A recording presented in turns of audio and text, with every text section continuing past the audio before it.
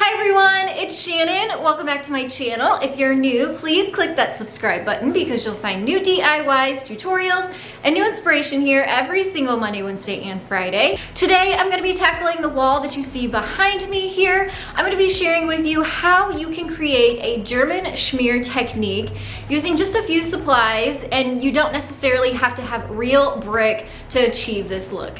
Now, we actually live in the historic part of our town, so we actually have a German Schmear on quite a few of the buildings here. Some of the old brick homes, you see it, and I've really fallen in love with the look. We are actually inside my she shed right now, which we are getting close to the end of building. If you don't know what I'm talking about, I'll put a playlist down in the description box below. We have been building a space for me to craft in, film in, for photography, to create in for all of you, my viewers. So you can go back and watch that playlist and really see this whole building be made from the ground up. And like I said, we're finally getting to some of those details. The whole space, I've pretty much made a white and wood space so that I can create in here and have a really clean blank slate and a nice background. And so I have this brick wall behind me. It is a faux brick wall that I want to give that whitewash look to, so it really blends in with the space and works really nicely with the whole look that I'm going for inside the she shed. So let me catch you up on where we are so far. We basically purchased some faux brick paneling from the hardware store. They were right around $25 each.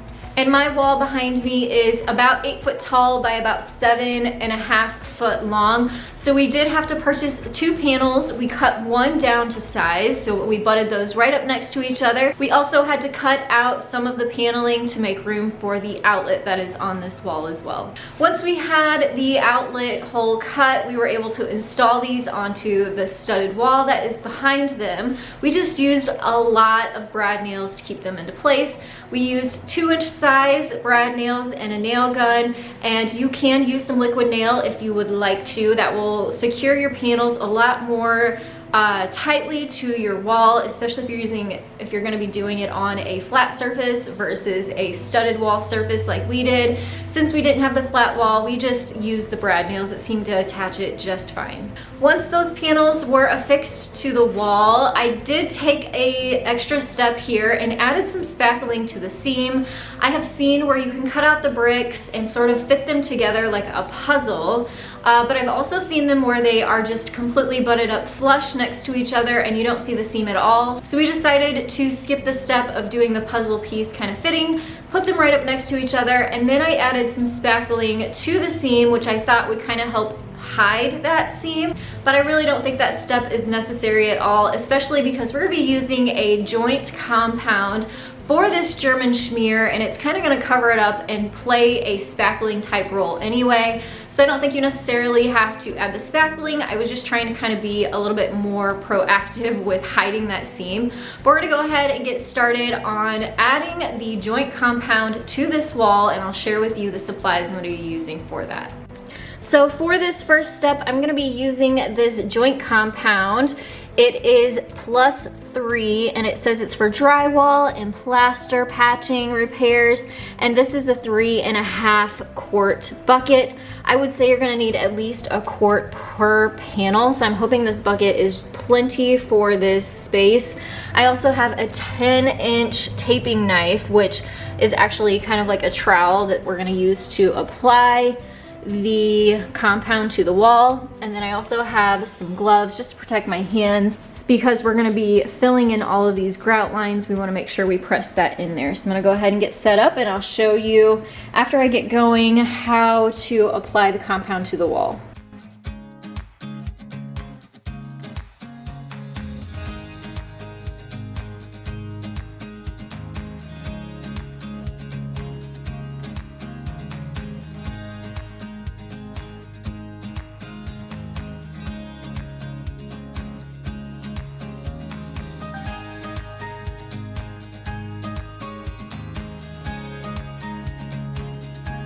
All right, so I've been working in sort of sections here, and now that I have a good technique down, I thought I would share with you exactly what I'm doing here to achieve this look. So I've just loaded up my trowel with some of the joint compound, and the whole goal is I'm trying to cover up all of the black grout, faux grout that's on the panel. I really want it to have white grout. So I'm really focusing on trying to get the joint compound all the way into the grout to start with.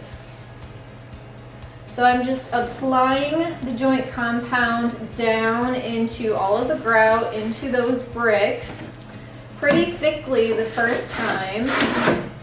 And then you can kind of pull some of it off and move that grout over to the next section.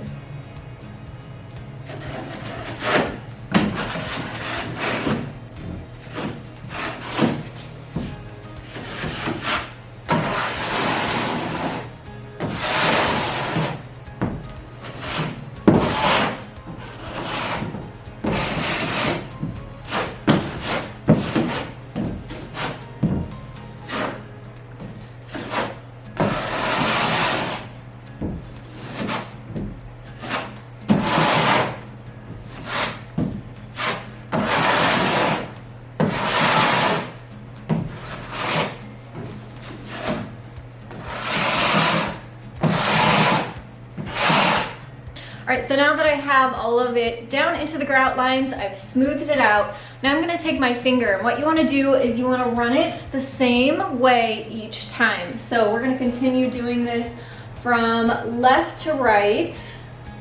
And as you can see, I'm just running my finger along the line this way. I'm not gouging it out this way because I don't wanna peel off any of the grout from underneath. That's gonna expose that black behind it. So if you just lay your finger flat across the bricks, it will pull out some of the grout from what you've applied, but not too much. So we're gonna do this along all of the horizontal lines.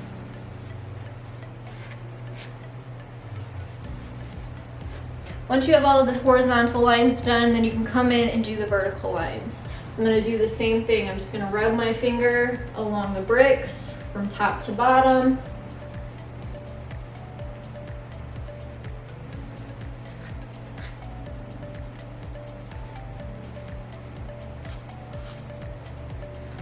And then I have all of this excess joint compound on my trowel. I'm actually going to get this off, have a nice clean trowel, and then I'll come back over and smooth this out one more time.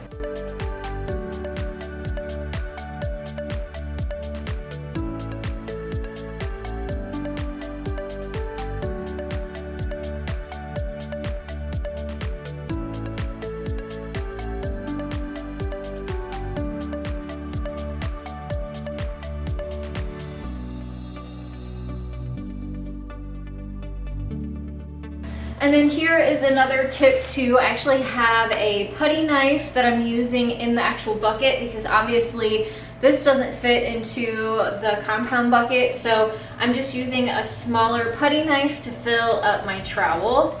And then whenever I go to clean the trowel off, I just use it to pop all of the compound back into the bucket so that I can smooth out the bricks again.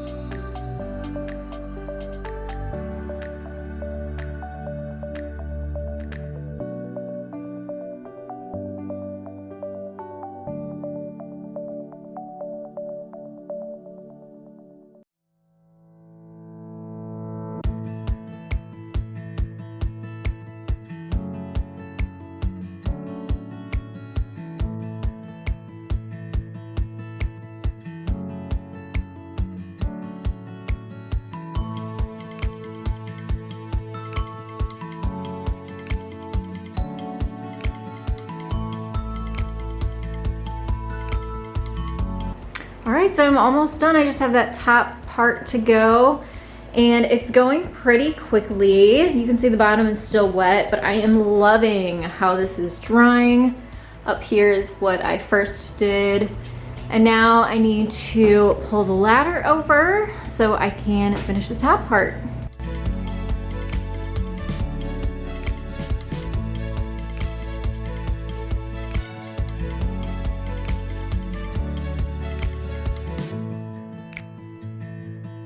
All right, so here it is with all of the joint compound on there. You can see that is still wet up there, and it's really not completely dry yet, and we're not quite done with it yet because, as you know, spackling or sheetrock, once it dries, it gets really dusty and it can easily chip off. So we need to give this a top coat. So I'm gonna let this sit for several hours before I come back and do that, and I'll show you how to apply the top coat and what to use.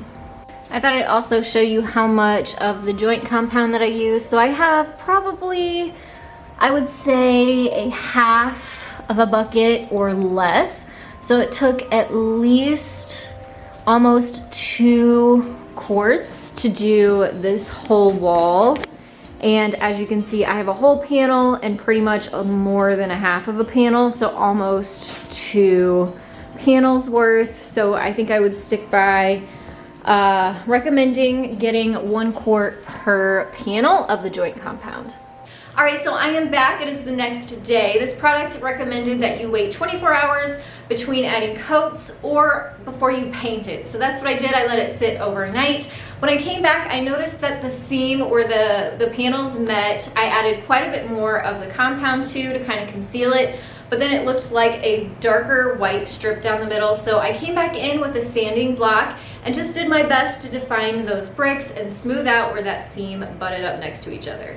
And now we're gonna add our top coat, which is gonna preserve our finish, and I'm also hoping it will help conceal that seam even more. I'm gonna be using a combination of 60% water and 40% paint. I'm gonna mix those together, and then I'm gonna take a paintbrush and a rag to apply the paint in the whitewash finish to our brick paneling and really give this a finished look.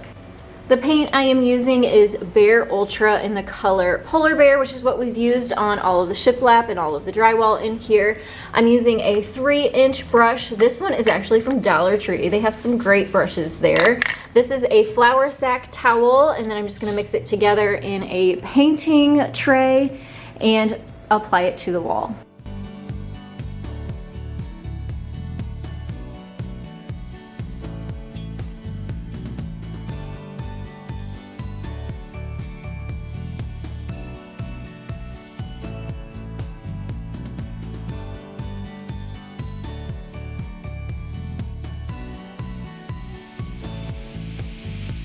So I wanted to show you how I'm applying the paint.